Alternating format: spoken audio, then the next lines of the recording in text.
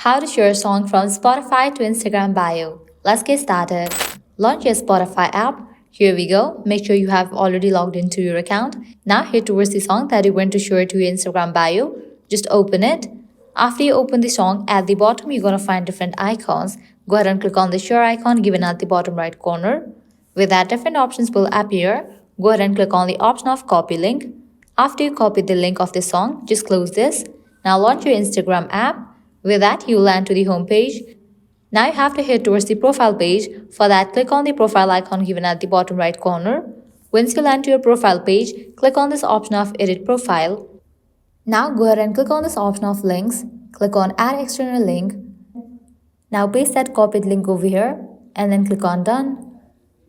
With that, you will be good to go. So this way you can easily share a song from Spotify to Instagram bio. Now you can head towards your profile page. Now you will be able to find the song in the Instagram bio. Well, that's a wrap for this video. This is how you can easily share a song from Spotify to Instagram bio.